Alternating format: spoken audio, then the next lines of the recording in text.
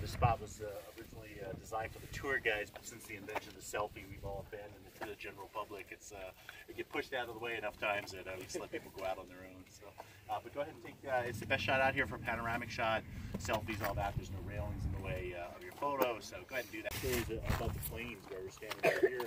That's all that uplift caused by the blast. The meteor actually goes under the surface, and then it lifts up the layers of rock, gets more debris out onto the surface. So if we look at the observation decks over there, the red layer of rock is the top, which is the equivalent of 1,000 nuclear bombs going off compared to the ones from the Second World War.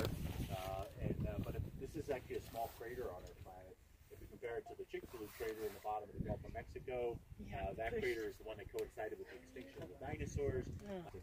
From rim to rim of that crater in the bottom of the Gulf of Mexico, just to give you a visual. But our crater is by far the most, well, it's the easiest crater to study. It's the most accessible simply because it didn't fill up with water when the meteor hit. Most craters end up becoming some type of lake because the water fills them in and then it becomes a lake. So our crater is in the best condition just because it's hanging out here in the desert. I also like to say it's the most accessible crater because the meteor assumed it was a volcano. They moved on.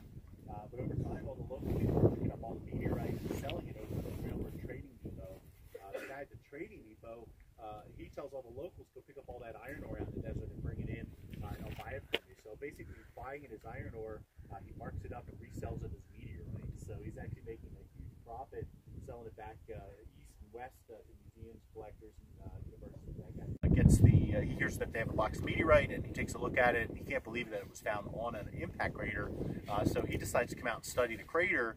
And when he gets out here, he said this was not a meteor crater. He said this was some type of volcanic steam vent, and that it was not a crater. And he said that if it was a meteor crater, the meteorite should still be sitting in the bottom, and you should be able to see that.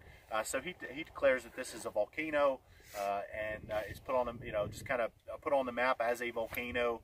And forgotten about, but a couple years pass, and Daniel Barringer, a mining engineer from Philadelphia, comes out to take a look at the crater. He right away believes it is a meteor crater. There's meteorite laying everywhere on the rim, and so he gets the mining rights to the crater, thinking he'd dig up a big meteorite under the surface, and he just digs holes and drills holes for years. By 1929, he's out of money. He has investors involved. They pull their money out when the stock market crashes, and then Barringer returns to Philadelphia, and he actually had done a lot of good science out here at the crater. He invited a bunch of scientists out. They went to the moon, but they've been out here for just about every type of mission. If they're planning to land anywhere, they would probably come here and train. Any other questions, or we'll go ahead and move on? I don't want to run this. Okay, so folks, the Meteorite Men did do an episode out here, I understand, early on. They came out before their show even started airing, and they were out here poking around, and the Cowboys caught them out there with metal detectors and different things. So they sent them up to the main office. They explained what they were doing at the main office, and then came back with a little film crew and they filmed an episode. That was cool.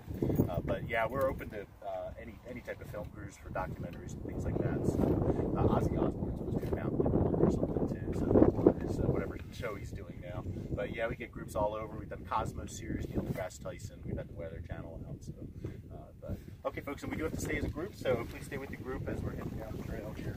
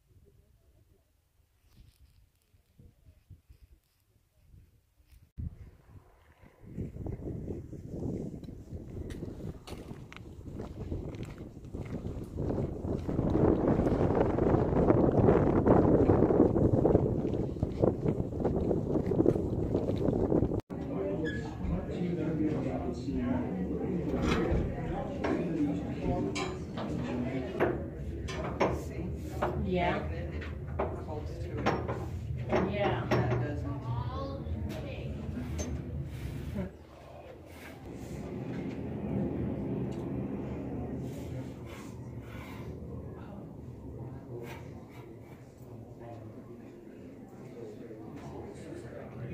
Yeah. In Alabama.